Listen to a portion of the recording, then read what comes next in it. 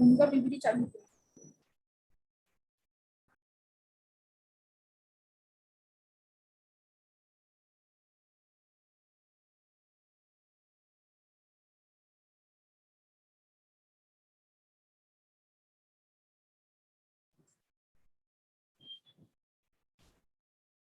A very good morning to one and all present. A very good morning to one and all present. So today is indeed a momentous moment as we are here for the very first symposium at Chetna Self-Financing Section. A warm welcome to all the participants and the speakers for the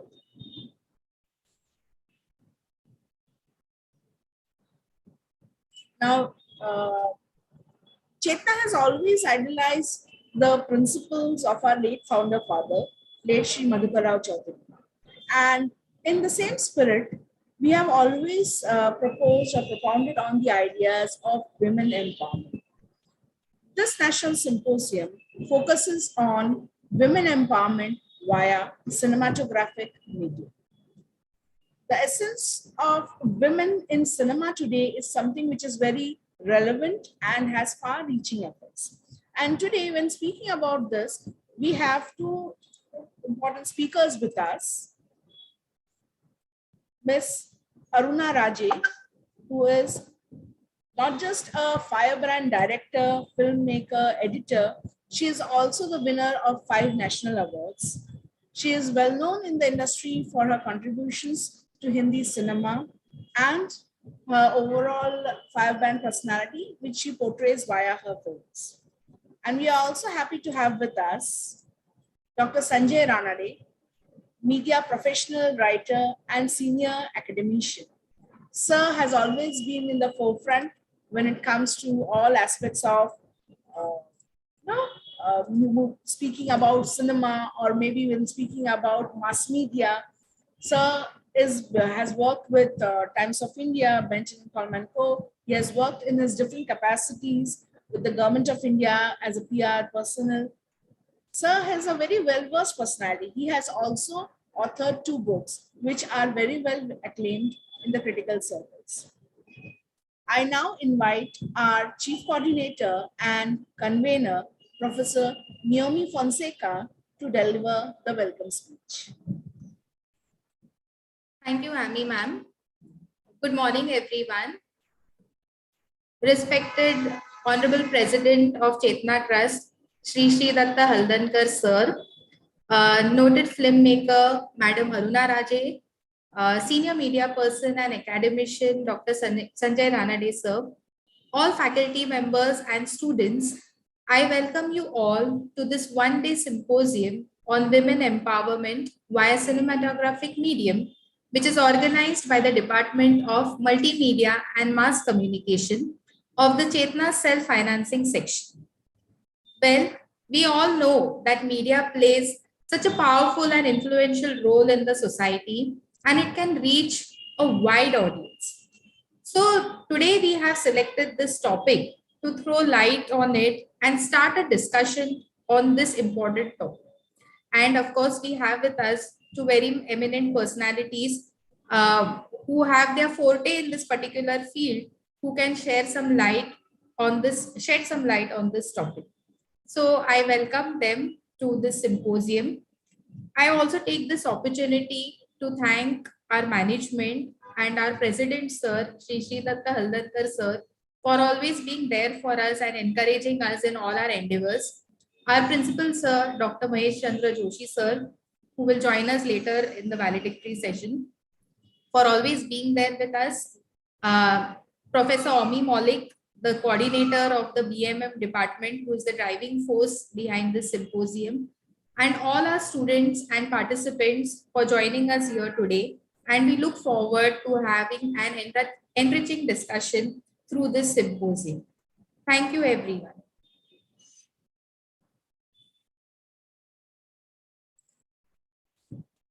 Thank you, ma'am.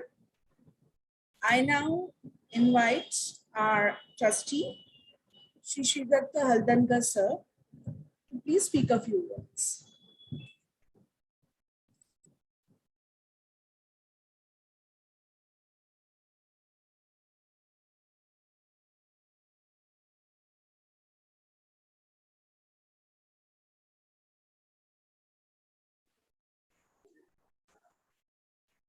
Hello? Yes, Hello, can you hear me? yes, sir, you're audible. I declare this event as open. Hello? Hello, sir. Hello? Yes, sir. Yes, sir, You're you're audible. audible. Huh? I wish everybody good morning to you, everybody. And I wish this event should be successful for a long time. And I will ask the other people to speak on the particular subject. Thank you. Thank you, sir, Thank you, for your Nirmal. wishes. Yes, thank you, sir, for your wishes.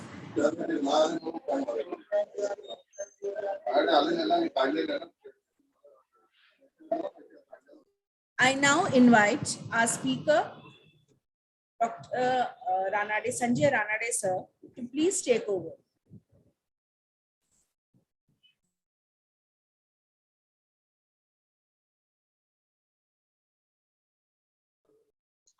Thank you.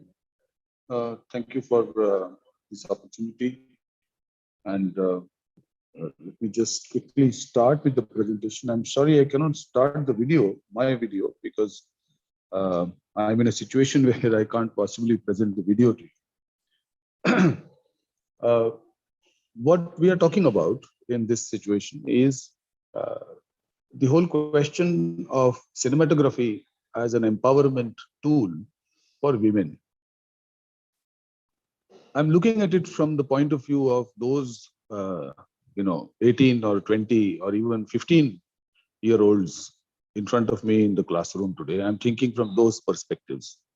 And this entire presentation deals with their perspectives. I'm, 54 years old, and I think I'm out of the game to speak about it.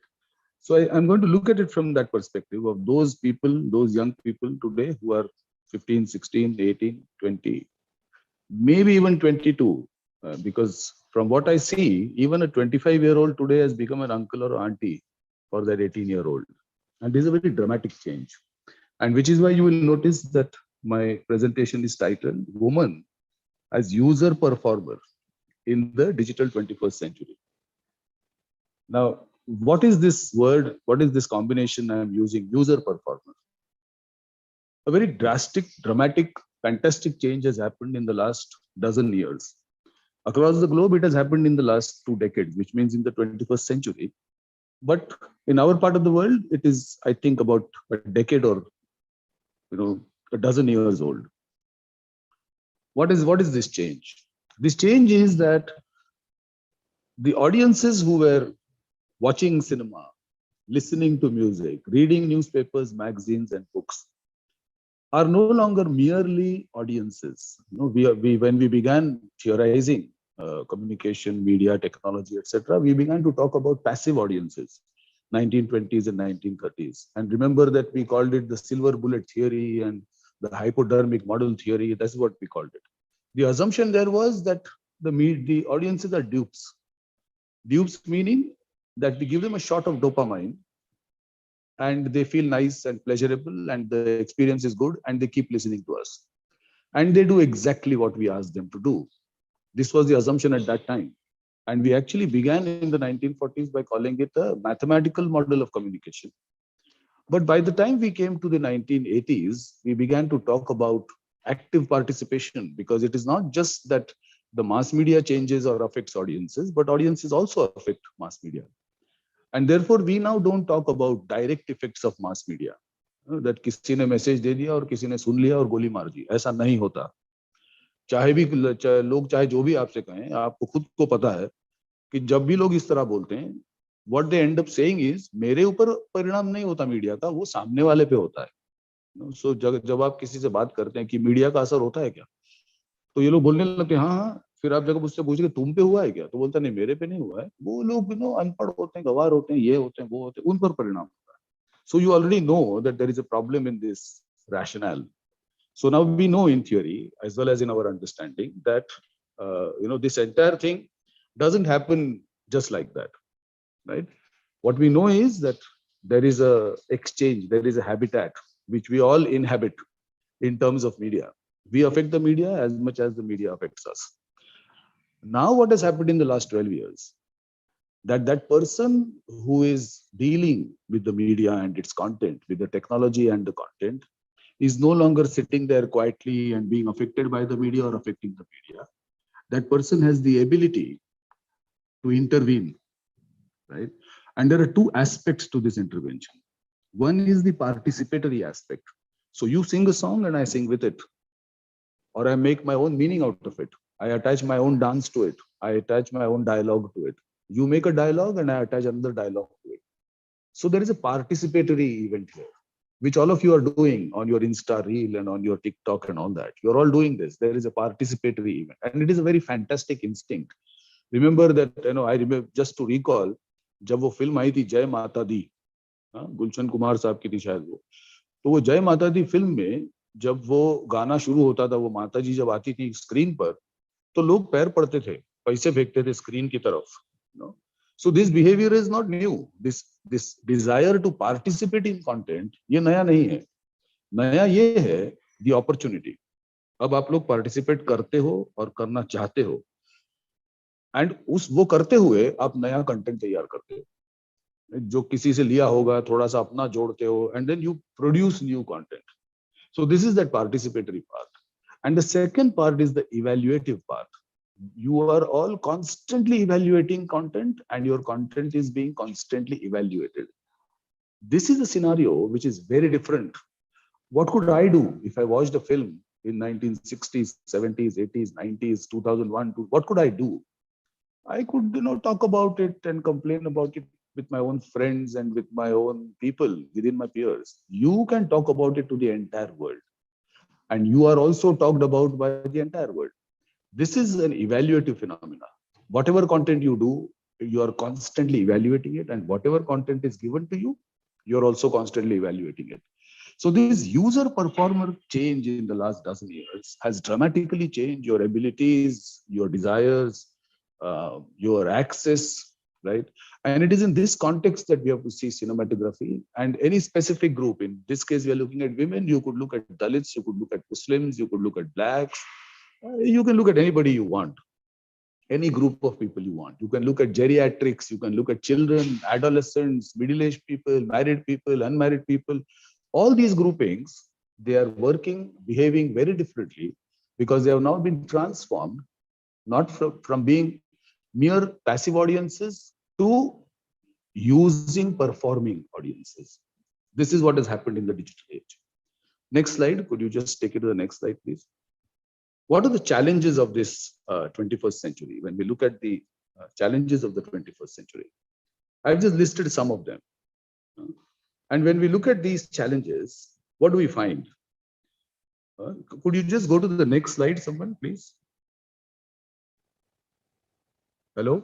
Could you go to the next slide, please? Yeah. So when you look at this particular slide, what do you see? We find that the challenges of the 21st century are really fantastic. When you talk of conflict and war, there is an interesting void of vision and foresight. And there is no universal narrative. There is no one narrative. मतलब अगर आप मुंबई शहर की भी बात करेंगे कि मुंबई शहर के लिए अच्छा क्या है, तो आपको 10-12 हजार narratives मिलेंगे कि मुंबई शहर के लिए ये सब कुछ अच्छा है. There is no single narrative, that global dominant narrative, the big story. There is no big story. Everybody's story has become relevant. Everybody has the ability to share their stories, narrate their stories, propagandize their stories. And that has created a very interesting void of vision and foresight.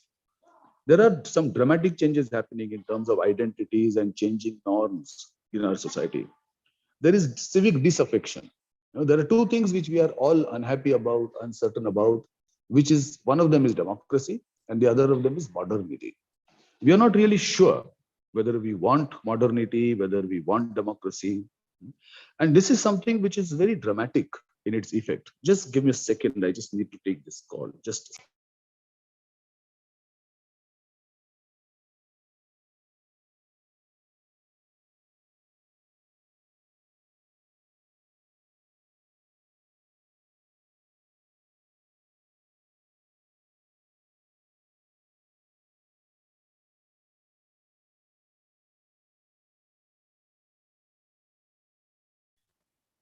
So I'm sorry. So we have these very interesting aspects that are coming up, and we have to deal with these. Just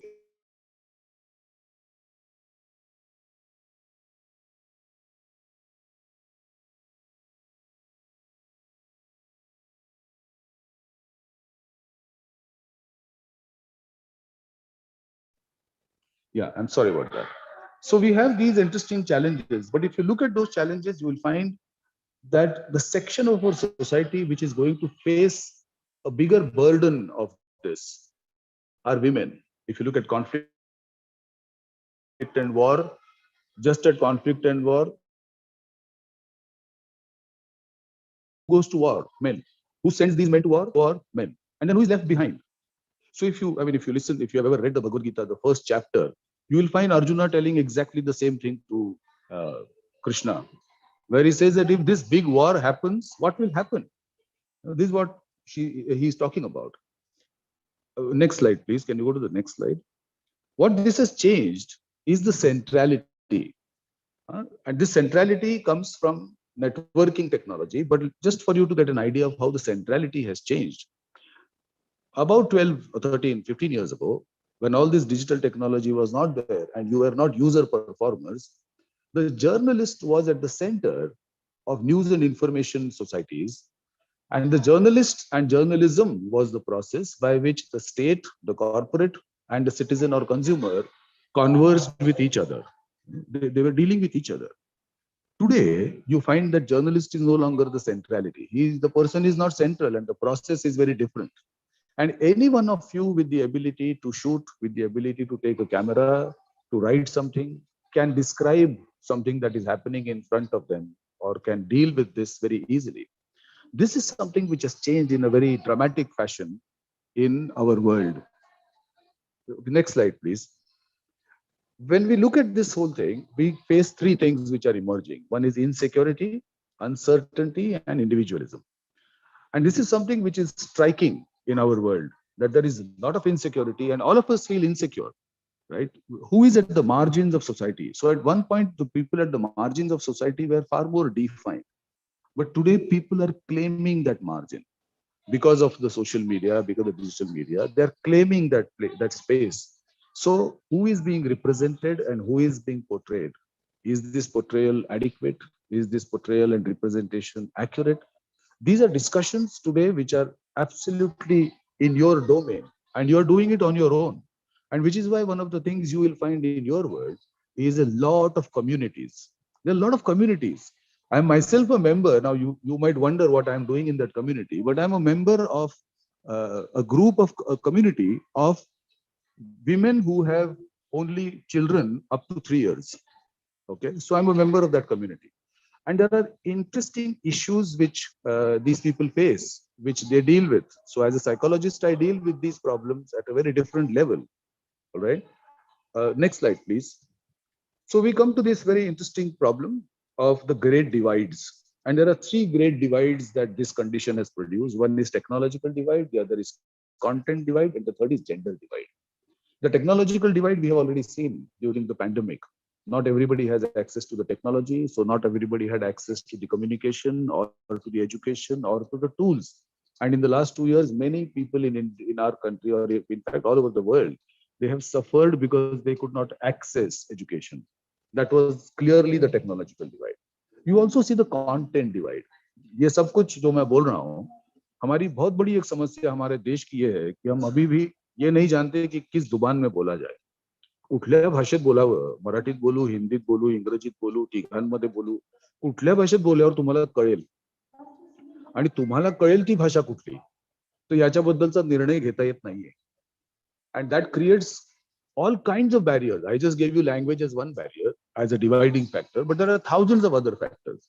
And then the third one is gender. Now we need to understand that gender is no longer a fixed thing. We already accept that, So I'm not male or female, or I'm not masculine or feminine. I am on a spectrum. On one side is male, the other side is female. On one side is masculinity, on another side is femininity. And then there are times when I am more male than female, or more female than male, or more masculine than feminine, or more feminine than masculine. And this is an awareness that your generation has more than my generation ever did. We were fixed because of social constructs in our own gender, and we tried to behave according to that norm. But you are challenging that behavior. You are saying, well, I'm not completely male or female at any given point. I have to transform, and you know that exists, that reality exists. Next slide, please. That is where we talk about camera power. Camera power is a very interesting power. If you look at, for instance, just one very interesting feature is something called the video sphere. If you look at the video sphere in the United States, you must have seen those programs, America's Funniest Videos, etc. Now, if you've seen those videos, one of the very important things that you will observe in those videos is that they are real-time videos, meaning that they are people, ordinary people with cameras in their homes, in their gardens, with their pets, in their kitchens, and they're shooting. If you observe it carefully, they are not constructed videos like your TikToks and Insta Reels. They are not constructed. They are very natural videos, candid. And to imagine such funny things happening in people's lives and then compiling them. Can you imagine how much the Americans must be shooting at that time to be able to produce these kind of videos? The size of it. That is how rich was is the American video sphere. However, when you look at the video sphere in India, it is not that sophisticated, right? And it is suddenly exploded in the last 12 years. So you will find that the camera's power coming from in front of the camera or coming from behind the camera is new, and you are all playing with it. Next slide, please. Let us look at two aspects. One is woman as user. So when you look at woman as user of this technology, what do you see? You see women expressing themselves, you see women framing themselves, and every frame by definition is political. It is a choice that what will be in the frame and what will not be in the frame. So woman as user, your choices on what reels you make, on what videos you make and put them out there are very interesting choices, very sophisticated choices that you are beginning to see. Next slide, please. And when you look at woman as performer, both as a camera person and as an actor, when I say actor, meaning a person with agency, you have the choice. And this is something which is dramatically changed in our world, right? A woman as user and woman as performer. And this is the kind of cinematography that I am studying, that I'm dealing with, because the pandemic has broken the back of all traditional content makers, and so any filmmaker, any television producer, whatever, their backs are completely, the revenue models are broken. We already know that. The audiences have disappeared for them. But where are the audience? Now the audience are in their own film. They are now present in their own film. 10, 15 years ago, they struggled to become present in the films you were making. So these filmmakers were making films, and the ordinary person was struggling to get into that film. And then so many people found that they don't have a chance of getting into this film. But now they have every opportunity, and they're using it to the hilt to be present in their own film and tell their story to the world. That is what is a significant change that has happened in these just 12 years. And it is still in a very exploratory stage. So to expect fantastic work out of them today would be ridiculous. But give them another 10 years, and I know that these women user performers will transform how the story is told, whether in India or whether in the rest of the world. Thank you.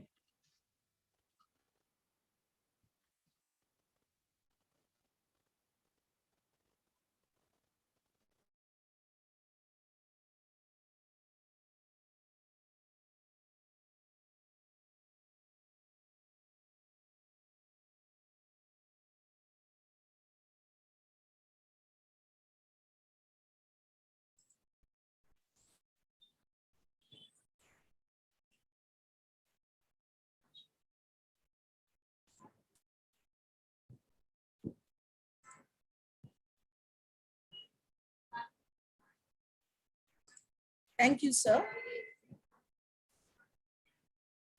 It was indeed a wonderful session where we learned so much.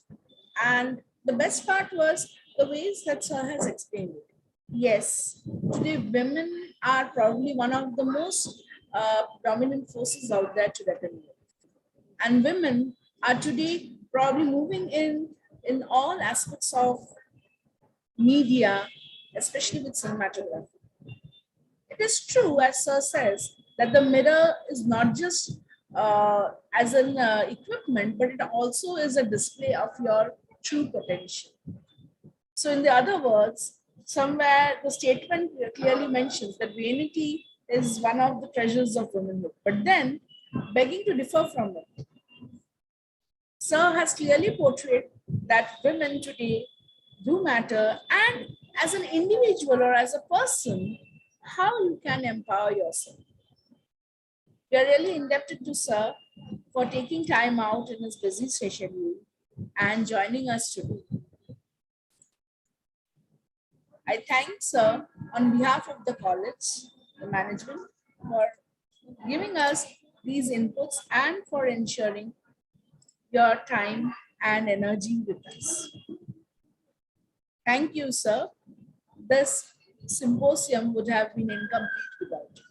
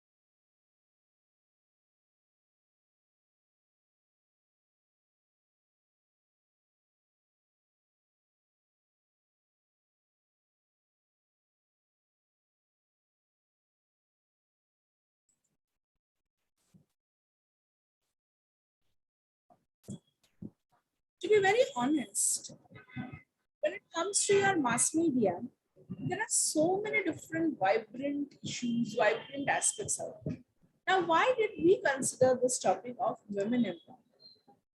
Probably today, when it comes to mass media, there are so many different aspects, so many different entities, and women today are probably trying to make a mark in this field, be it in terms of fields like direction, production, editing, be it any field out there.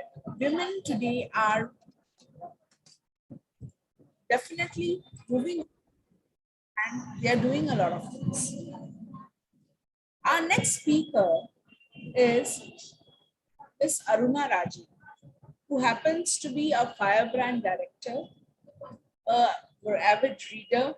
She is somebody who is very passionate about Hindi cinema, and she is very well known for her contributions to it. Ma'am is Ma'am has been awarded the National Award 5 times for her contributions to Indian cinema. So we'll just wait for our guests to join in, and we'll start with the second half of the session. Please be patient. Thank you.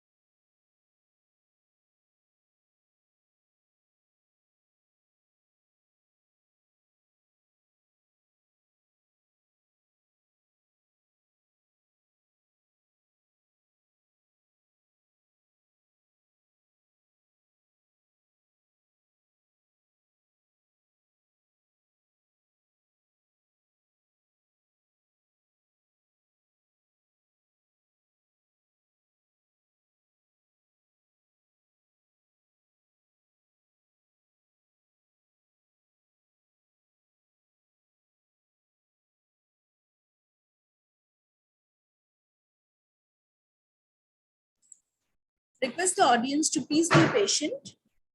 We will start with the second half of the session in a short while.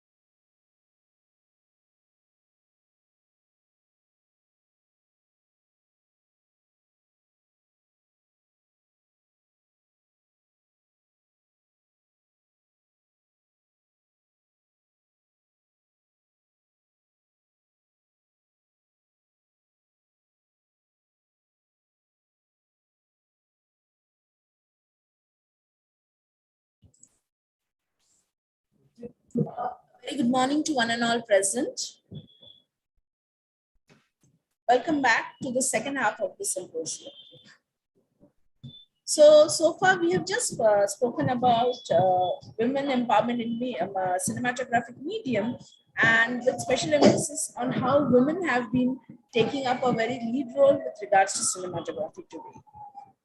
We are really indebted to our first speaker, Dr. Sanjay Ranade, who spoke about on these aspects. Sir's words are sure to somewhere impact our thinking process and were definitely thought provoking. Now we are happy to invite our second speaker, Ms. Aruna Raje, who would be speaking on the same aspect of women empowerment. Ma'am has been making waves in the male-dominated Hindi film industry with her films which speak about women, their desires, their securities, their journeys, and other aspects. From her journey as the first trained woman technician or female technician in the Hindi film industry to a firebrand director, ma'am has always vocalized the torment of women who have been browbeaten or maybe bullied by society. Off screen, also, ma'am is a true crusader of women empowerment.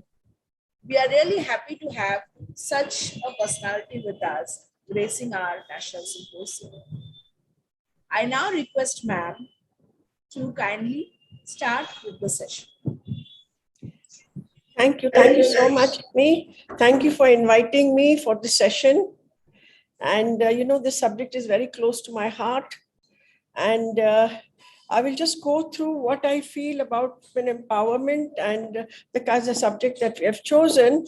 And then we'll have, of course, question answers at the end of it, because there are always questions to answer and things to discuss. So good morning, everyone. To begin with, I want to tell you a little bit more about myself, a little story about women empowerment. When I joined films, there were no girls in the film industry except like actresses and hairdressers. And girls from good families did not go into movies those days, as it was considered unsafe and not a good thing to do. So being a topper, I went for medicine. And in medicine, there were only two subjects in the first year. That is anatomy and physiology. Imagine every morning you wake up, go to class, and there's a huge hall with many tables over there. And on it are dead bodies, and we have to dissect them. It used to make me sick. The outcome was I actually failed in my anatomy exam. Of course, I appeared again and got through, but that was not the point. I'd gotten in on merit. I was a topper. How could I fail in anatomy? But that failing in anatomy was a big turning point for me. My mother actually took me out of the medical college and put me in the film institute. Now, even in the medical college, I used to do a lot of intercollegiate plays and acting because I really wanted to do movies. So when my mother took me out of medical and put me into the film institute, everybody was aghast. They said, Mrs. Patil, you're spoiling your daughter's brilliant career. And you know what her response was? She says, my daughter is not frivolous. I want her to be happy. Now, that's what I call women empowerment. She was an extraordinary, dynamic person who stood for women empowerment way back more than 50, 60 years in the true sense. Of course, when I went to the FTI, I passed out with a gold medal and of course won lots of awards after that, including 5 national awards, many state awards and all of that. But that was how it began. My life. And if it wasn't for my mother who stood solid, strong for me, I wouldn't be where I am today. Now, we are talking about the cinematographic medium. And though cinema is the dominant form, when we used to say cinematographic, we used to usually refer to film. Film as audiovisual, be it short films or advertising films or corporate films or documentaries, because even initially it meant something that was exposed on celluloid. Today, there are very few films made on celluloid, and the names have changed to videographic and digital medium and so on. But eventually, it's all about films ranging from it could be a 10-second ad or a long feature film. So what we're going to do is, I'm not going to limit myself to anything that we might call cinematographic and use it in broader terms to mean audiovisual expression. Now, one of the first things that come up is we talk of women empowerment. What do we mean by women empowerment? What is women empowerment and why is it so important? So maybe you can actually come back to me with some answers, what you think is women empowerment, and otherwise I will continue and we can discuss this, relook at it again. Now, though human beings have lived on this planet for thousands of years, I don't know when, but in the last few hundred years or 1,000 years, the equation between men and women changed. Women were considered lesser beings. An attempt was successfully made to keep them playing lesser roles in society. Voices not heard, skill, talent, intelligence not considered worthy enough, and they were limited to playing subservient roles assigned to them in various cultures around the world. It's not just in India. Women and some men woke up to this imbalance and injustice meted out to the female gender. And in the last couple of hundred years, there have been movements to empower women and give them the equal status in society. Now, where is the issue? Where is the problem? Male domination, you could say, patriarchy, you could say, misogyny have kept women from expressing themselves as the sole owners of their minds, bodies, and intellect.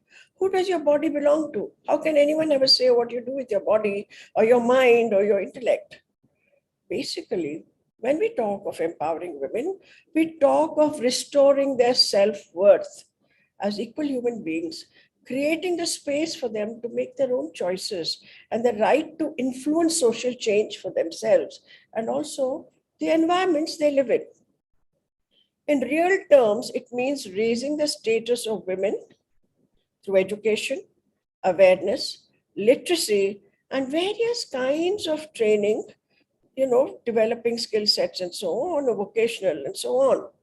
It's time to redefine gender roles and have available to women the basic freedom which has been denied to them. Now, to choose, and what freedom are we talking about? To choose and make decisions for their life, freedom of expression to express what matters to them, freedom to choose their career paths or lifestyle, and bottom line, to choose the life that they actually want.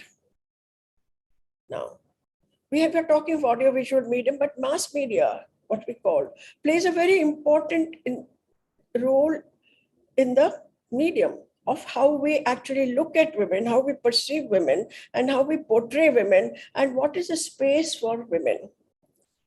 The depiction of women over time has been very questionable because who has been depicting them is the male gender from their perspective. In India, as you all know, women are either portrayed as mother and goddess or objects of desire, or someone who is there only to serve as a sexual partner, childbearer, caretaker, homemaid, etc., with no aspirations of her own. Her aspirations are those dictated by the husband, father, baby, brother, and son.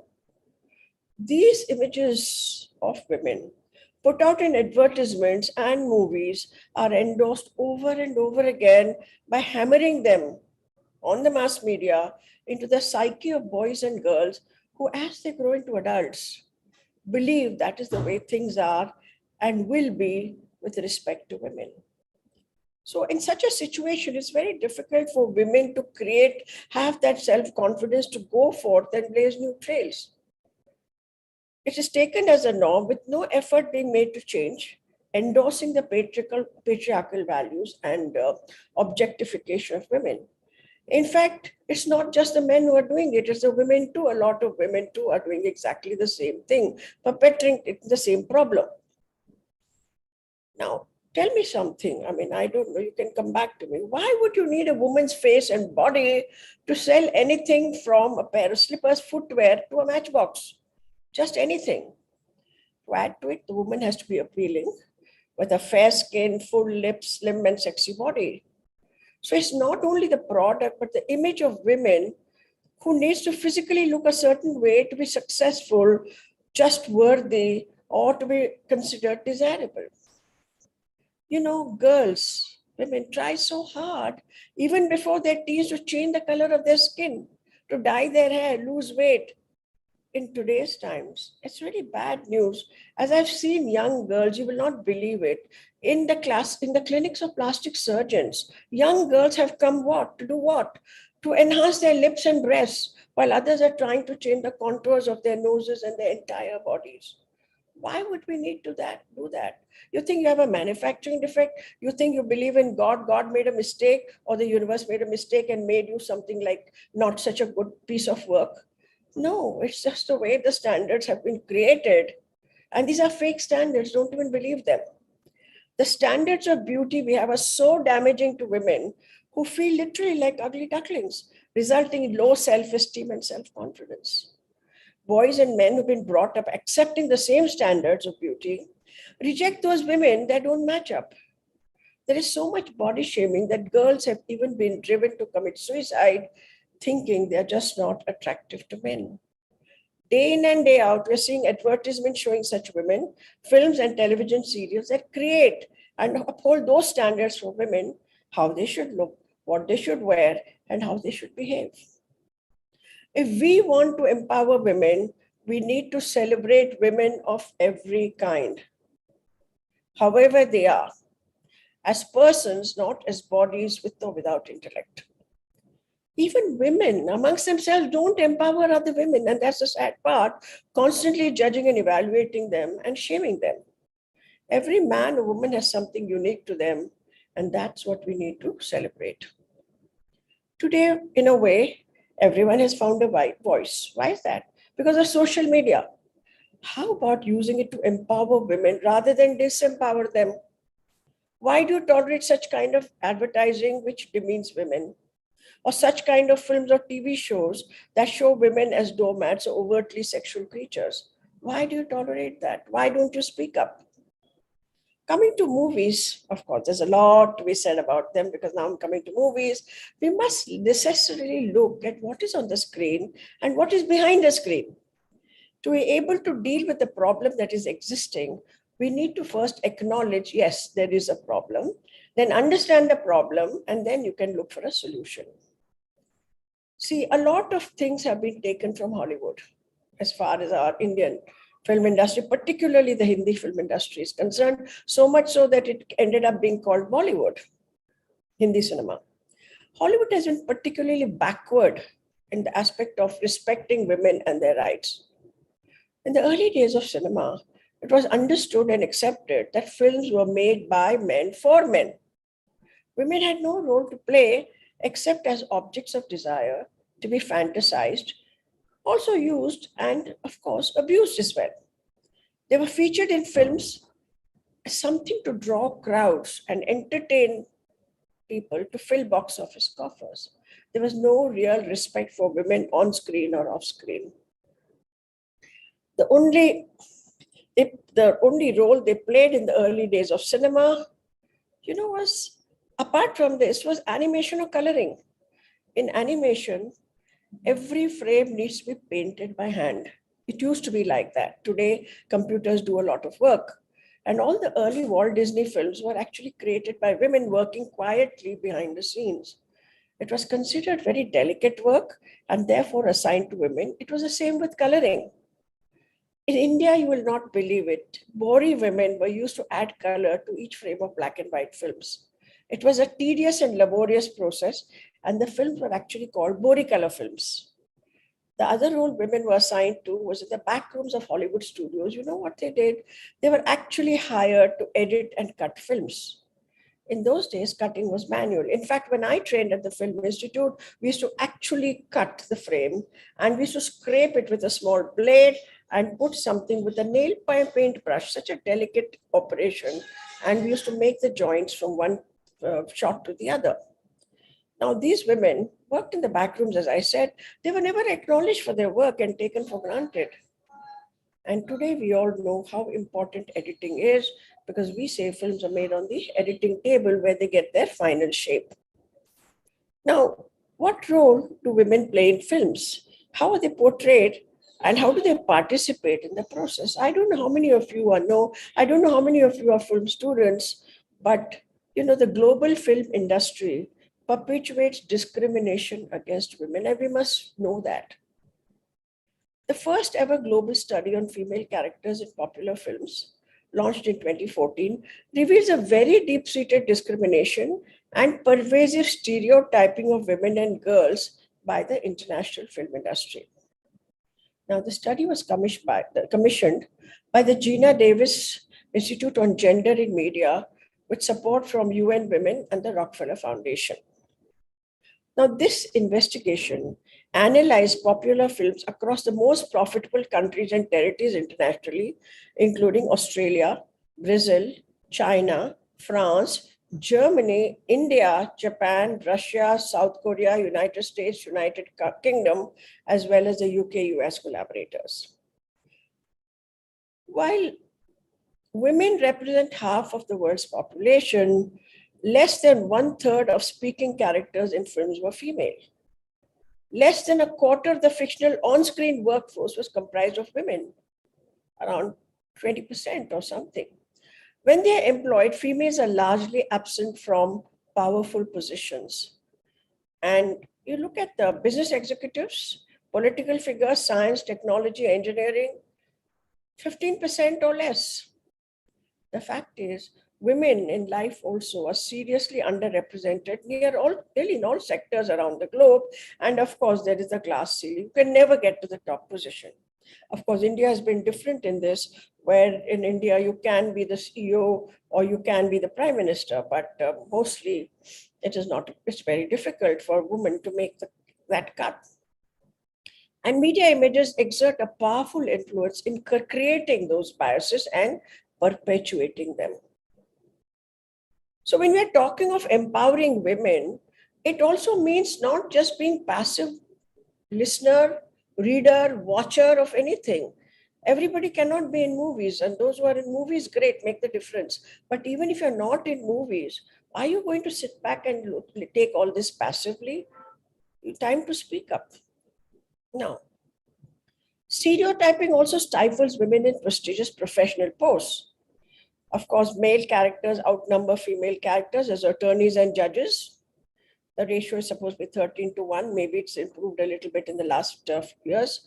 Professors, maybe 16-1, doctors 50-1. So the other problem was hypersexualization of women and girls, where, if you compare boys and girls, the sexual attire, nudity, and exposing their bodies, that was much more assigned to female characters.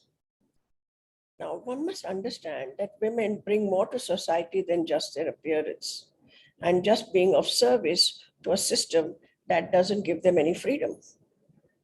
And that's a huge human problem.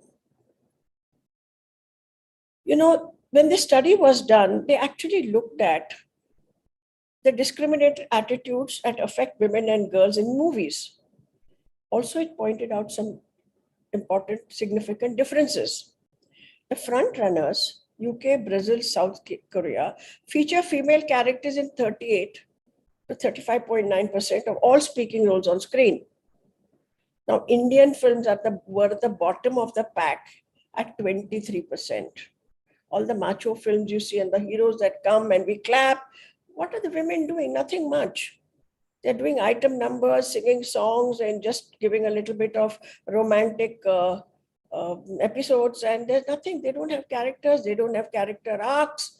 They don't have any backstories, nothing. So this is Bollywood for you. Now, I think 94, the governments, 189 governments in the world adopted the Beijing Platform Action, where they created an international roadmap for gender equality to avoid stereotypical representative women and degrading depictions. But you know what happened? Nothing much happened.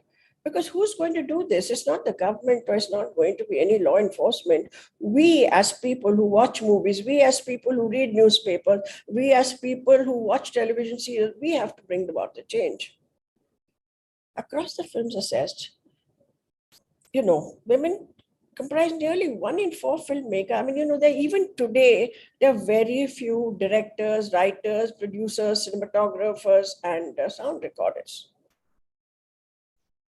So that's a major issue.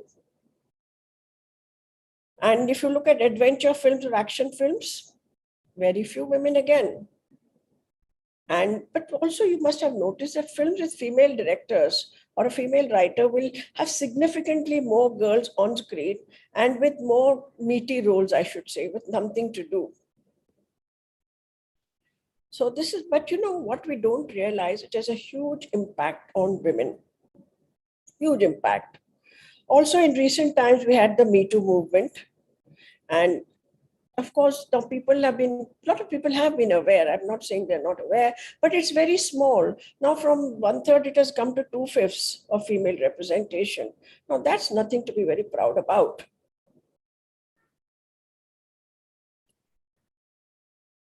So actually, one of the reasons that impelled Gina Davis, was an actress, to start a foundation was her personal experience of Hollywood's sexist treatment of older women. She said when she got a little older, there were no roles.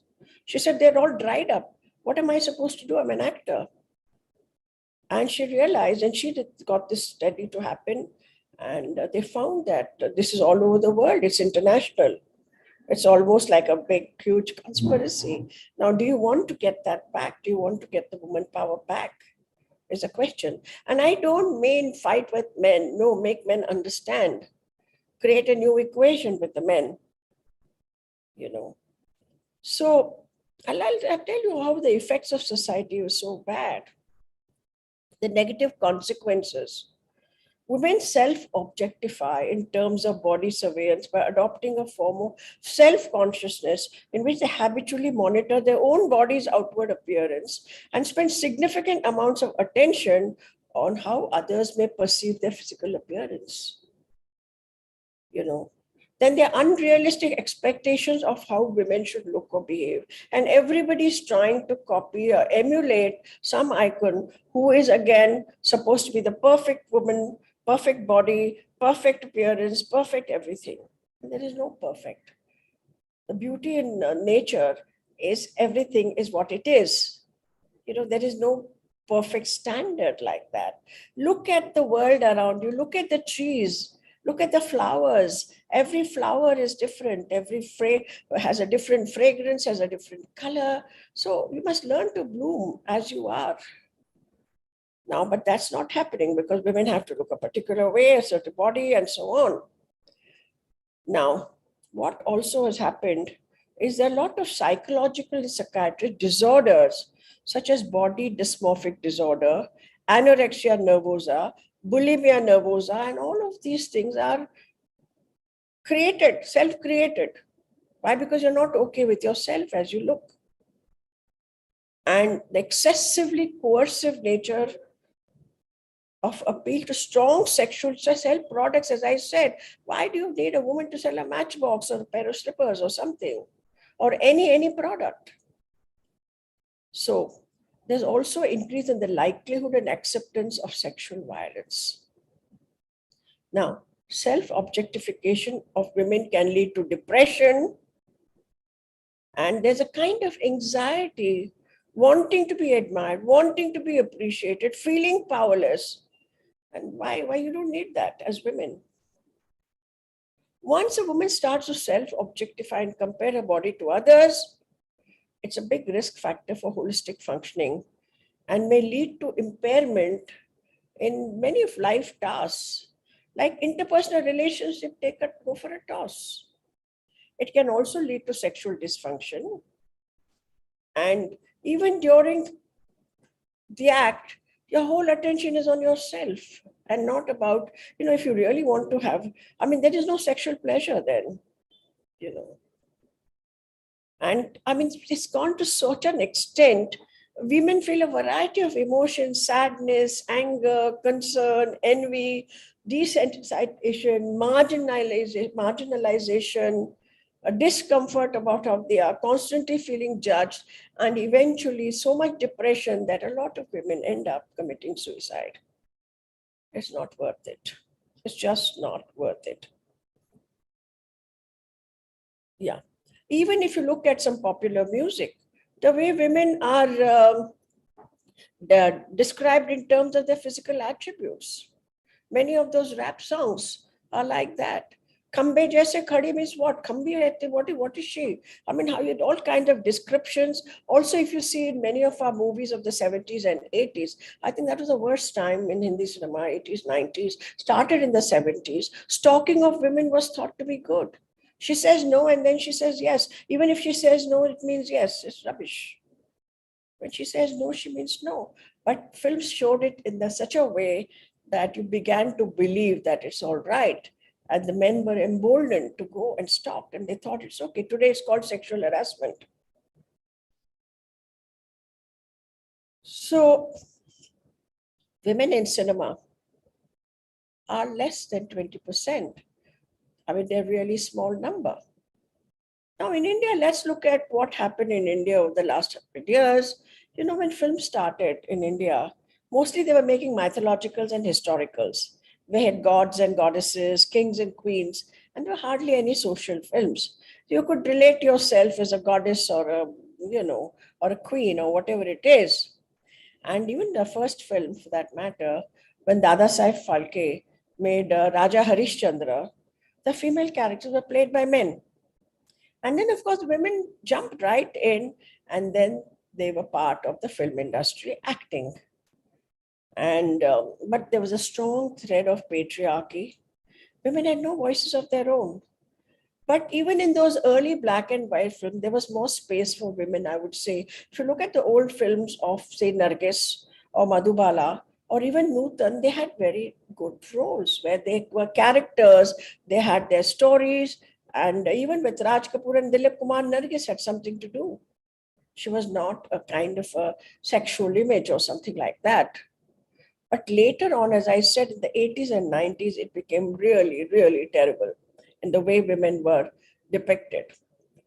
There was so much toxicity and exploitation, hypersexualization, with lots of rapes and item numbers and so on. And yet, there were filmmakers like Guru Dutt and Bimal Roy, whose films the female characters were well fleshed out with no attempt to show them as objects of desire. They were, you see a Pyasa, a Kagas ke Phool, or a Sujata or Bandini, and they found it hard to exist in that huge morass of commercial formula films, which were clearly disempowering women. Then we had the parallel cinema movement in India. And what happened? There, women had again lots to say, lots to do, had their choices, how they were depicted, but that too died an early death. So what has happened now? Films are being made, the hemlines have gone up, the necklines have come down, cleavage show is an accepted thing, and where do you draw the line? So what can you do? The question is, what can you do wherever you are? Now, everybody is not in movies. But I think we have to be aware that this is what is happening and talk about these issues. I mean, trolling is such a common thing. If you have to troll, then why don't you look at these issues? Because if you keep quiet, if you're passive, women are not going to be empowered. Write about these issues. Have zero tolerance for regressive depiction of women.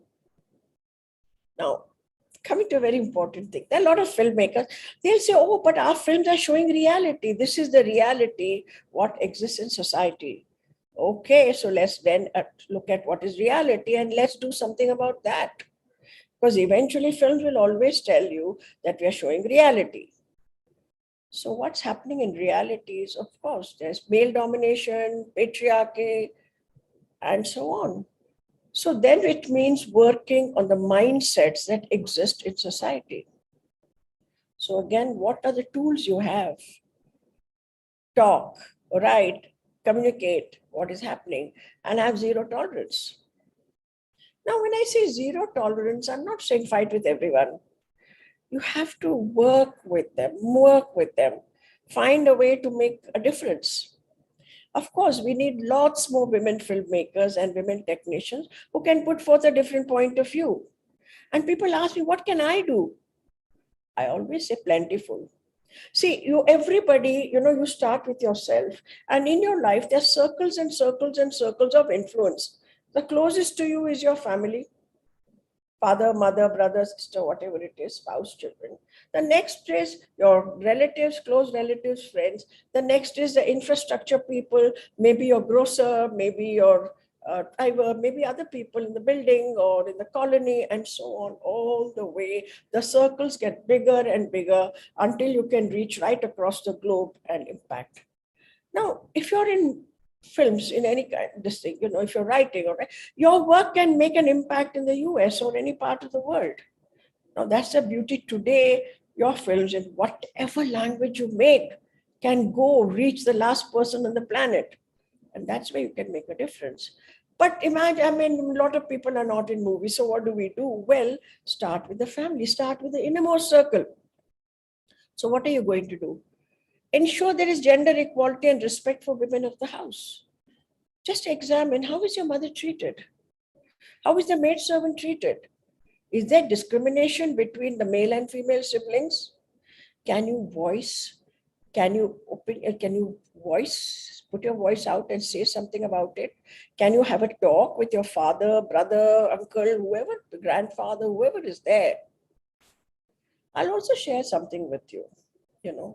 For years, I've been an activist, a voice for women, working with 2 NGOs for the empowerment of women. And what did we do? We talked to women, we empowered them, we stood by them, we're standing for them, to encourage them, encouraging them to take decisions in their life, take bold steps, whatever they needed to do, and support them to lead the life they wanted to do and have the freedom they wanted to have. But one thing we missed out, we were not talking to the men. And that's very important, talk to the men. That's the other half. We had not been talking to the men. So the women grew, but the men remained where they were. So there was a great imbalance now. So then we started talking to the men. So in all your conversations, have men and women and discuss openly about gender equality and create a new equation with the men in your life. And this equation has to be based on mutual love and respect. See, government can make laws, but the government cannot implement them because the human beings, the people in the society have to implement them. Now, the other thing is, we talk of men, and you see, men also carry a huge burden of machoism. They have to be the strong, powerful male. They cannot cry. They have to defend the woman, defend her honor, and they put their down and know that that's all part of that thing. This is difficult for them also. So let's take that off. Let's take that machogiri out. Let them be normal human beings just like you and me. Can we do that? And I'll also tell you one more thing. There's no point blaming the men because women are equally responsible for the state of things. You see, I know lots of women who've been actually perpetuating this thing about patriarchy. You know how there's a difference between how they bring up boys and girls? The boys, the male child is eulogized, pampered, while the girl child is run down. No education, forcing her to play a domestic submissive role. Why? Now, unless we start them young, unless we start at a very young age that boys and girls are equal. If somebody comes to your house, you'll tell the daughter to get a glass of water, make a cup of tea. Why can't we tell the men and the boys to also do the same thing? So how are the children brought up? You see, women who are more responsible in a way in bringing up the children, now they themselves are, supporting patriarchy. Now, the other thing when I say talk, I'm not saying, I'm saying talk with, not talking to or not talking at. Have healthy discussions with people so that men begin to see your perspective when they watch films, when they socialize or live their regular normal lives. It's time the movies contributed to engagement, entertainment, or whatever, but not at the expense of one gender. So regarding the medium, right, take active part in filmmaking if you can, have a say in the advertising, support movies that are empowering to women, and participate full on, both men and women, You have to make people aware. And that's your beginning. You don't have to wait for more laws. We have plenty of laws. Having said that, I think I'd like now to take some questions.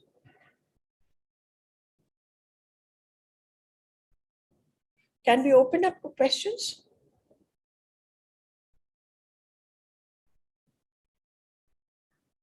Yes, ma'am. I'm really happy to see that a lot of my students are posting quite a few questions on the chat messages. Ma'am, I'll just read out the questions. Yeah, sure. Is it possible to see them?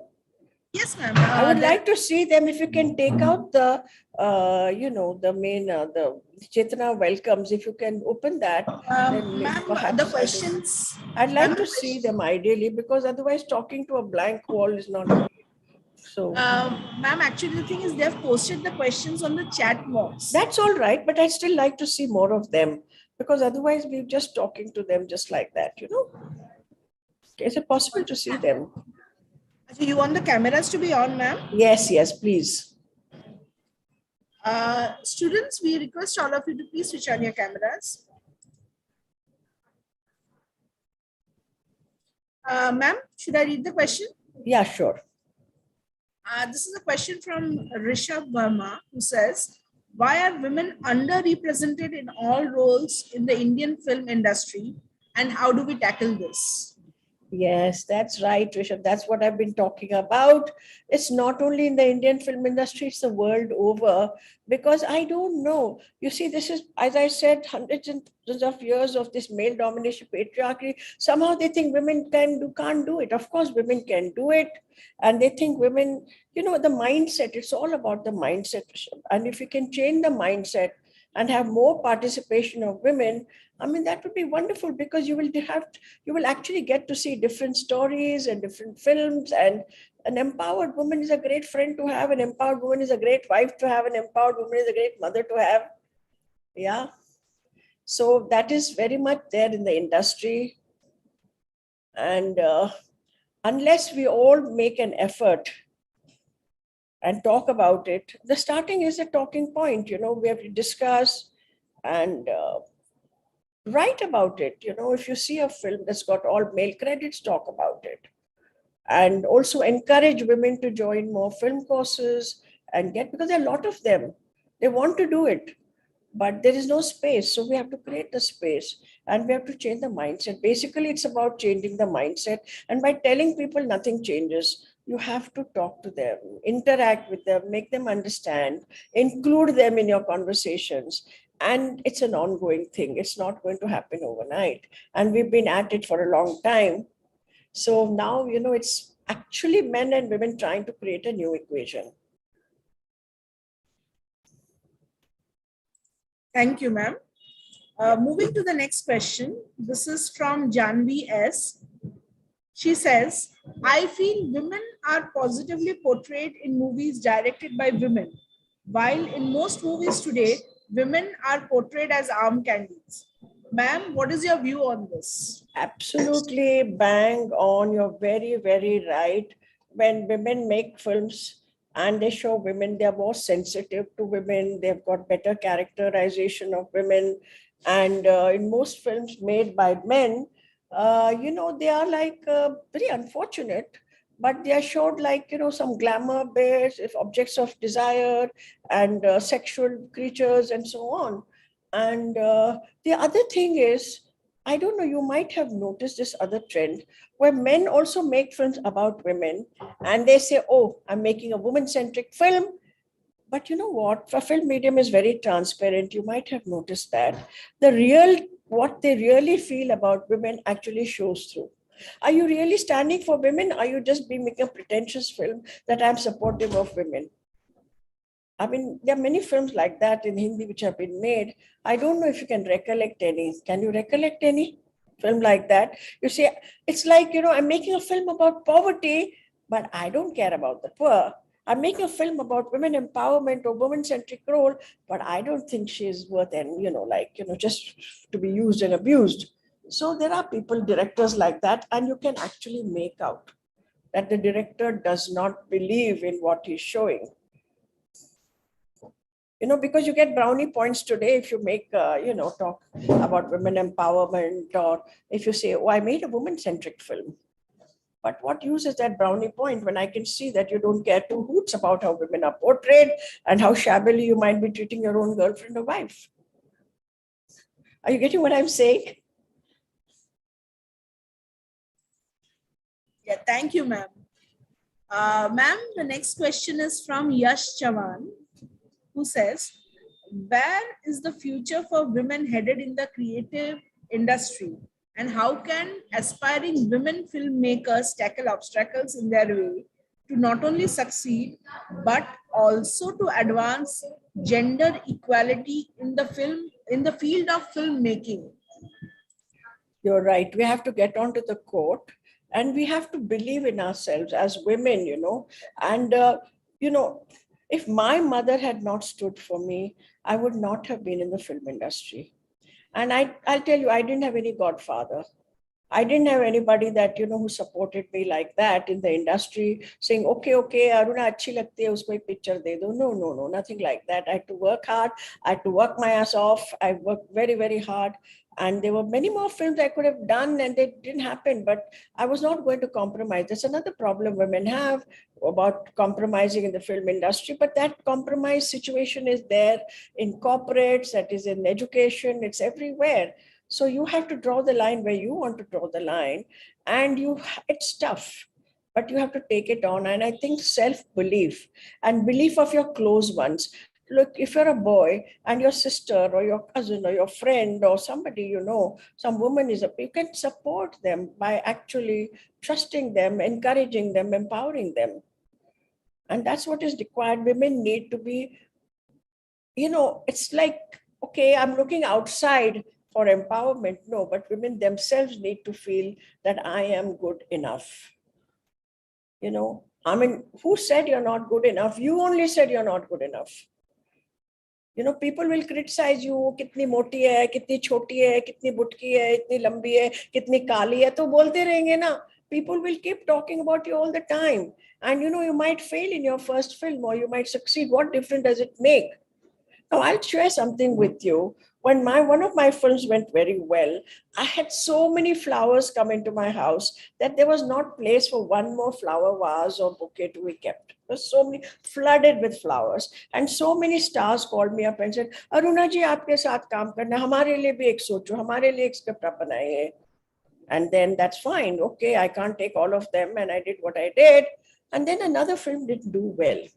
And when it didn't do well, the same people who talked to you, who called you up, who wanted to meet you, didn't even recognize you. They walked past you and I'm about to say hello to them. They just walked past. Suddenly you're nobody, you're a persona non grata. Now what do? You have to go back and make your film. You can't just retire hurt. Like a cricketer, you lose a match.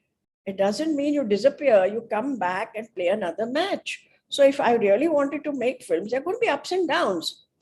Take, for example, nobody talks about Satyajit Ray, right? Satyajit Ray made some fabulous films, some great films, but he also made some 2 or 3 films which were not worth mentioning. So what? So women will make, men will make good films and bad films, and everybody can't perform. You can't win every single match. It's like that. So what do? Go back and play on the field. Get back into making another film. So that's very important. Thank you, ma'am. Coming to the next question, this is from Ratan. He says, ma'am, what according to you is the most common stereotype for women perpetuated in media? And what is your take on this? The most common thing in media now, if you look at advertising, everything has to be perfect. Perfect housewife, perfect, she knows everything, what the husband needs, what a child needs. Hello, you might miss the bus sometimes. It's okay. Mothers are so overstressed all the time. So why does she have to be the perfect woman? She can be the imperfect woman trying to get people, It's like, that's one kind of woman where she has to be so good at domestic. So you keep her in that role and continue to keep her in that role. Now, if you see a lot of advertising, how it used to be. Now, small things women can buy. Women can make a decision which pressure cooker to buy, oh, women can choose a pressure cooker.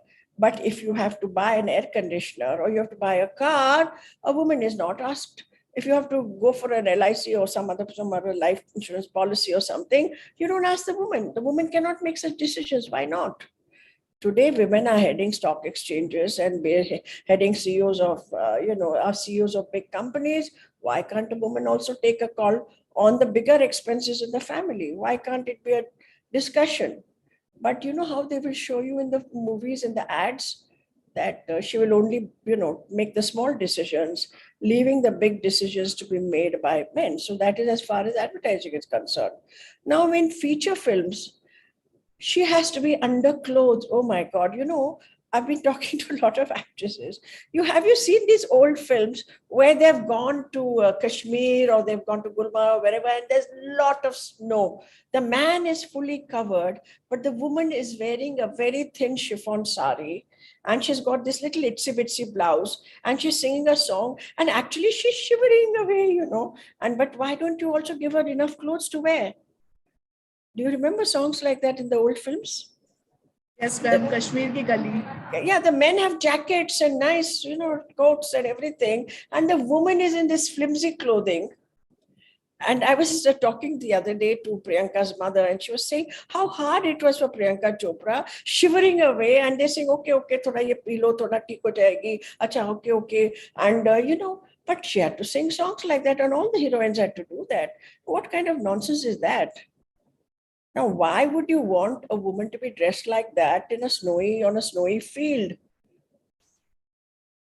I mean, I understand, and then of course, what will do, they'll put them in the inside and they'll have fire burning. Again, the first you make the woman wet and then you make her take off her clothes and there's fire burning, and of course, sex has to follow. But this is all so cliched and so demeaning, I think, to women. So we have to also put our foot down and criticize, and call, because today everyone has a voice, because you're on social media. That's a good part. But I don't see people using that much, using their, opinions do matter when there are a lot of opinion. But if you make a sensible, opinion about something sensible, I think people will wake up to it. If there are enough people calling them out for showing stuff like that, I think the filmmakers also will realize that this is not on. Very true, ma'am. Very true. Coming to the next question, this is from Sakshi Agre, who says, hey, ma'am, do you feel that only criticizing or maybe speaking about it would somewhere decrease the reliance on stereotyping of women in movies? Everybody likes to be thought well of. All the filmmakers want to get awards. They want to be well thought of. If you criticize over and over again the cliche-driven, portrayal of women, at some point they will wake up and say, "Ye to nahi chal raha hai, kuch aur karna padega." It's like that. So you have to keep. People don't like criticism. They don't even take it well most of the time. But feedback is something people do take. So you don't have to be necessarily harsh, but you have to point out, buddy, this is not working. You cannot do this. You can't keep doing this again, making all your women run naked, or half clothed. They have to wake up. Why would you dress them up in less clothing when they're not required, when it's not required? When it's required, of course, for sure. The next question is from Yash Chavan. Ma'am, is the representation of women dependent on race and class? Race and class. Well, I think, yes, that too is there. Now, if you let's begin with Hollywood, which Bollywood emulates to a great extent. What happens? How many Black American women are there in movies? Of course, first of all, Black American men are also not shown that much, and women are even less.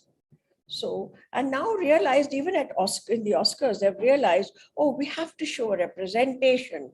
So are you showing representation as representation, or are you trying to be politically correct? Now, if you're trying to be politically correct, you will award a lesser role, or lesser character, or lesser performance, just to be politically correct. But if you give enough opportunities for, see, Black American women, they're great performers. I mean, they're extraordinary performers. But the thing is, most of the films you see are about white women. Yesterday, I saw something on TV that there was a scuffle in New Jersey with the two young boys, and one was white and one was a Black American. So, you know, the two young boys. So what did they do? The cops came, they separated the two. They made the boy, the fair white-skinned boy, sit on the sofa, and they pulled the Black American boy and they pounced on him, and two cops pummeling him and hitting him. Why is that? And the other fair-skinned boy went away, and this boy was taken. Now, this is what's been happening. Now, if you look at the Indian situation, I mean, there is a way you want to show. Why do we only want to show fair-skinned actresses?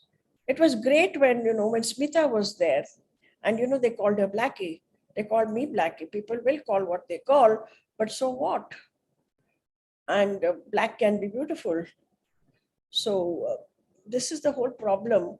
There is caste, gender, color, all that racism is very much there, and only we can deal with it because, see, I mean, the Constitution promises you complete freedom to coexist as completely dependent, but who's going to implement? Every time the government can't step in, we have to, in our own environment, start with that. How are you relating?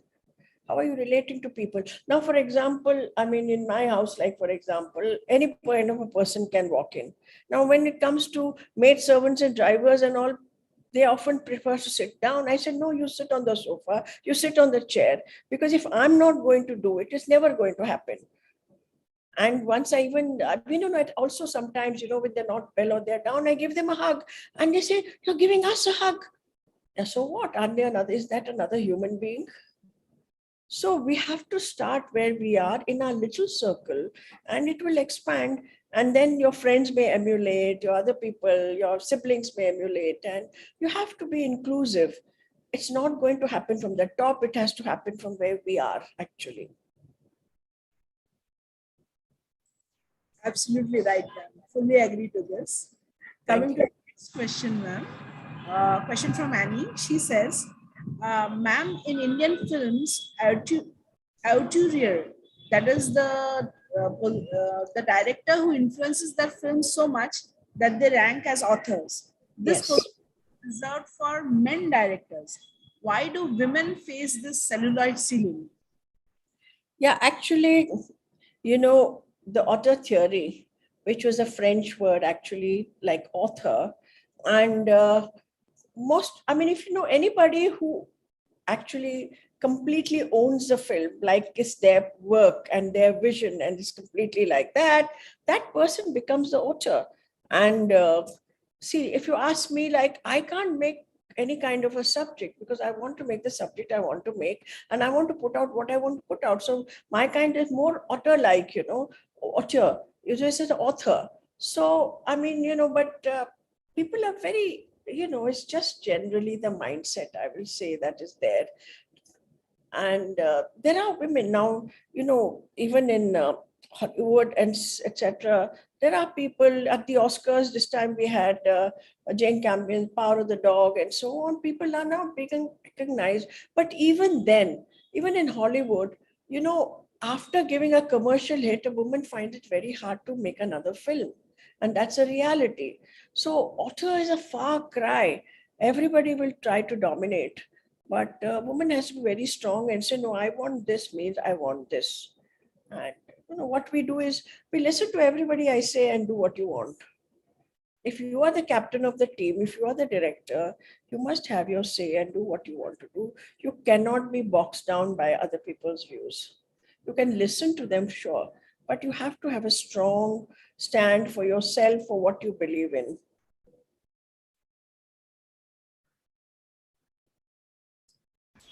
Thank you. Hello. Yeah. Ma'am, there are still a few students who wish to speak to you. Of course. Queries. Yes. Hello, ma'am. I'm Titas. Yes. I wanted to ask for freshers like us, how do we pass the politics of Bollywood in terms of saying no to a certain intimacy scene where such scenes are said to be as a big part of the film these days? That's true. That's very true what you said. But you have to take the call. I'm not going to be judgmental. There are some women, some girls who don't mind doing whatever is asked of them on screen and off screen, and they're successful. And there are some who don't want to do it. So, you have to go by your own values and principles. If you think that compromises you in some way, then I would say don't do it, and talk to them. If you can get away with it and not doing it, then that's fine. But if they insist on doing it, then you must be able to take the call, because that's what your choice and freedom is all about. See, for some people it works to do all those things, and some people it doesn't work. Who are we to judge? They have every right to do what they want. When you say that they have a right to their bodies, they have a right to their bodies to use it with whichever they want. Some use it for professional success. Some use it, some don't use it at all. And that's something that you have to decide. But the first thing to do is to sit with your director, whoever, and talk to them and tell them that you're uncomfortable, and offer maybe options of, can I do it like this, can I do it some other way? And if they say no, this is not going to happen, you'll have to do this scene like this, then you must use your option to walk out. Okay, ma'am. But since we are a fresher, so obviously we don't have that kind of a freedom with the director or the casting director or any such person. Yeah, So but you how have do to we? choose, na Papa. You have to choose. Then otherwise, if you're saying I don't have, that means you end up compromising. And if you're okay compromising, I'm not going to judge you. I don't know, some people may judge you, but who is judging many of the heroines that are already there and who have worked their way up through this? There are a lot of Yeah, them in the industry, and they are successful, and nobody talks about that. So you will also, I mean, if you compromise, nobody's going to bother really, except your own near and dear ones. But if your conscience bothers you, then exactly. don't do it. If your conscience bothers, if your principles come in the way, then don't do it, because you'll be very miserable.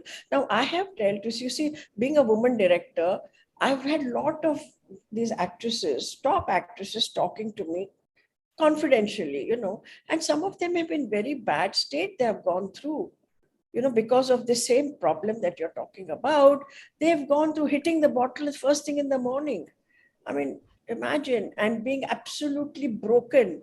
And then somehow they learn to survive, and they get up and they get going. Some of them beaten, some of them Yeah. abused, but they learn to survive and look pretty on the screen again. But, it's not worth buying that kind of unhappiness. But if you're okay with it, then it's okay. I mean, and some All of them right. have been bold enough to speak. Kangana, for instance, has spoken boldly about everything that happened to her, how she was abused Yeah. and how she still looks pretty and does big roles, and she's very successful. Nobody chooses that kind of life, but sometimes you end up compromising for whatever reasons. Okay, ma'am. So Thank your you. choice. Give you respect Yes. yourself and your choice. And Yes. either way, it's your life.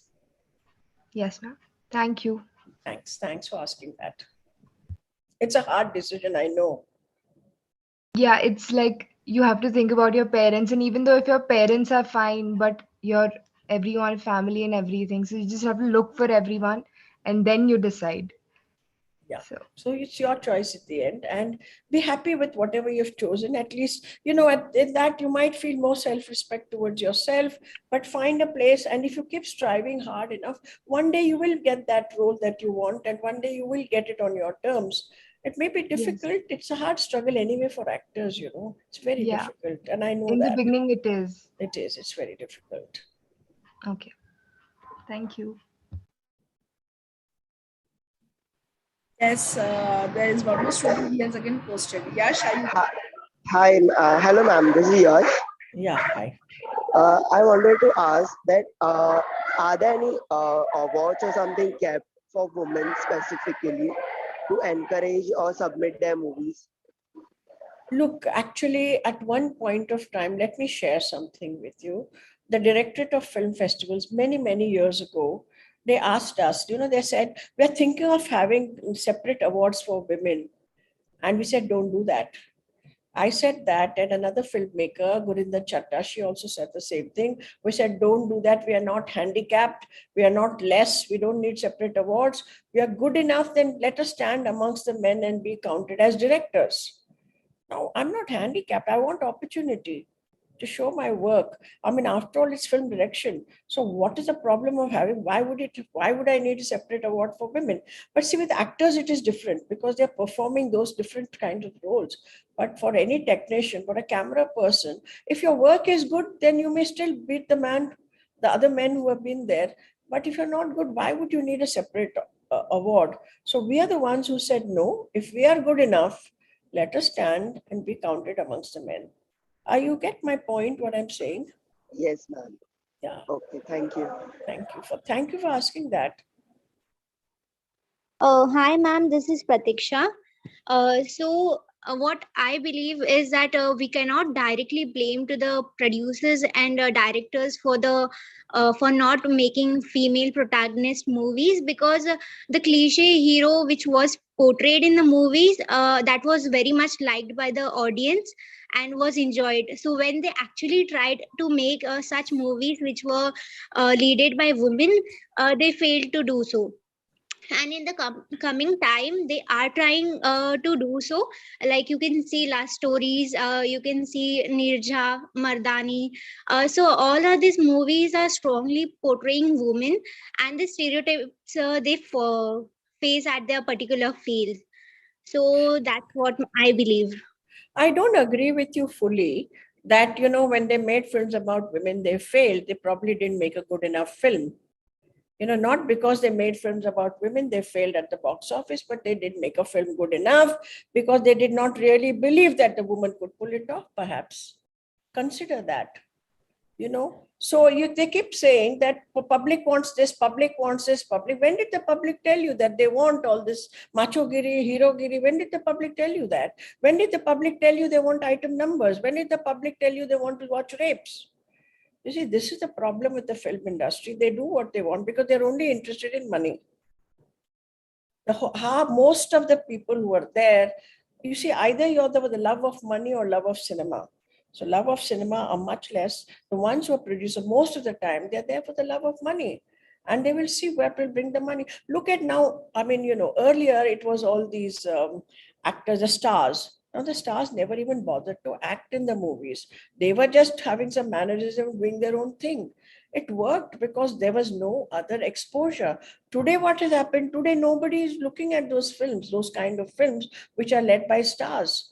Where are the Amir Khan films? Where are the Salman Khan films? Where are all those glamorous boy films? Because today, people are first, the satellite happened, then internet and OTT platform, because people are getting to watch, they're exposed to world cinema. And world cinema doesn't give you those star type stuff all the time. So now people, what we call film literacy is very important. And one of the things that Film Institute of India is doing, and the SCIFT is Skill India along with Film Institute, they're actually having a lot of film appreciation courses. I myself have conducted some 5 courses in the last 2 years of film appreciation to make sure expose the public to good cinema, to cinema from all over the world. And they don't have to get caught in this male-dominated hero-giri star type of films. And you can make films money otherwise also. It's just that you didn't make it well enough. I would say that, rather than because there was a heroine, the film flopped. Are you getting my perspective? Yeah, I do agree to you to some extent, but I disagree with the point that they didn't make the film good enough. Because the thing is that tell me the name of one film, then I'll talk to you about it. We're generalizing here. Tell me the name of which one film was excellent and still didn't make money.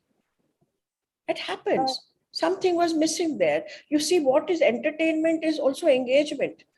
If you're not engaging enough, nobody is going to watch it.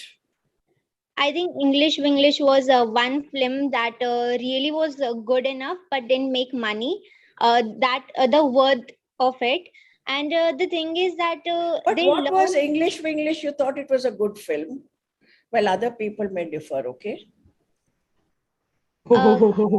Come again? You said you thought English was a good film. It didn't make money, but other people may differ on that. What my Question, perspective? yeah, Yeah, is it a good film? What would you yeah. call a good film? Why would people want to watch that film? The reason behind was that the typical thought that a mother cannot speak and she shouldn't pursue her But dreams. this is what I'm saying. It was not, if it was not engaging enough, perhaps. It was maybe preaching something. It was telling you something. People don't want that kind of film. They won't watch it. Hmm. You see, Absolutely true. yeah, how you could have made it more engaging.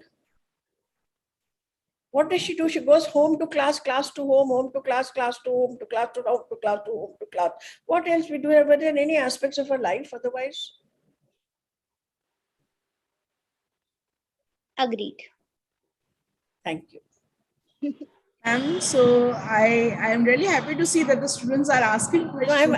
I'm very happy actually to answer and discuss with them, because we need to talk about it. We need to discuss. We may disagree, that's fine. We may agree to disagree, and that's perfectly fine. But at least you're motivated enough to talk and ask. Very Thank true. you. Really, Very I'm true. very impressed. And I must say that it's only in these platforms like a symposium that we get an opportunity of speaking to such eminent personalities. Ma'am, really thank you for taking your time out and being with us here today.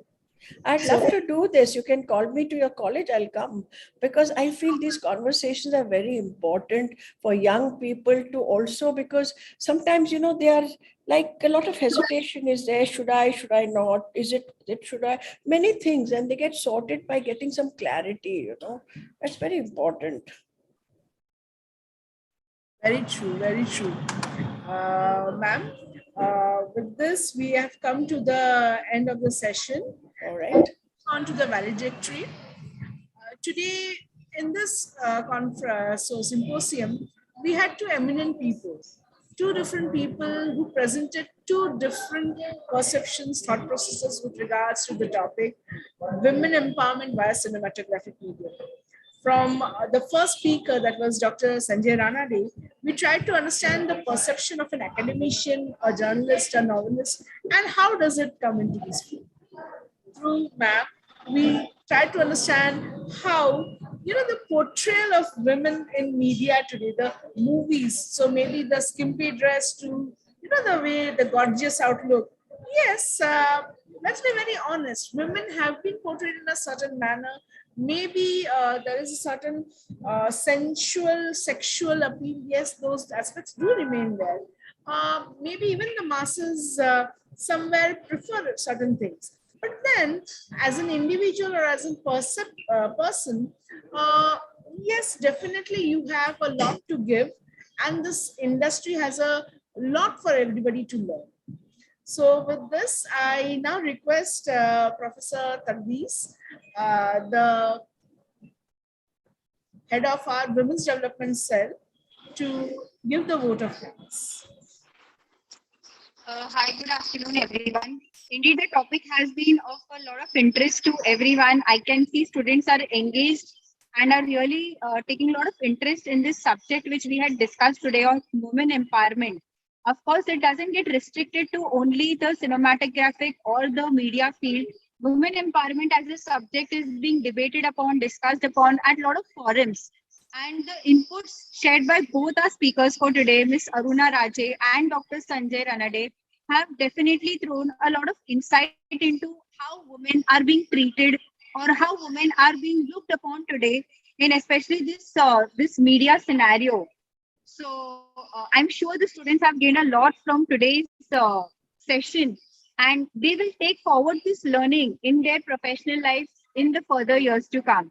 So on behalf of the college, my students and my management, I first of all thank Ms. Aruna Raje and Dr. Sanjay Ranade for this symposium today with their Thank you so much. Yeah, thank you. On behalf of my students also, I thank both the speakers for enlightening their knowledge on this very sensitive topic of women empowerment. Also at the onset, as a formal vote of thanks, I would also want to thank my management, our principal, Dr. Mahesh Chandra Joshi, for giving us permission to organize this symposium and to encourage us always in such endeavors. Our chief coordinator, Professor Naomi, she has been a support system for our department, and whatever initiatives we take, she has always been there. So we thank her on the onset. Our student participants who have been with us all throughout this session, and I'm sure their questions have given us a new direction and a new thinking altogether for us to explore topics and relevant discussions in future. And also, finally, there's two speakers for today, Ms. Aruna and Dr. Sanjay. Thank you so much for being with us on this symposium. Definitely, your presence have created a lot of impact on our subject of women empowerment, and definitely we will take forward whatever learnings we had today in the further sessions that we conduct with our students. Thank you so much. Thank you again. Thank you for inviting me. I've loved talking to your students. Most of all, thank you. Yes, ma'am, it has been a pleasure. With this, we end today's session over here. Thank you for joining us. Thank you, everyone. Thank you.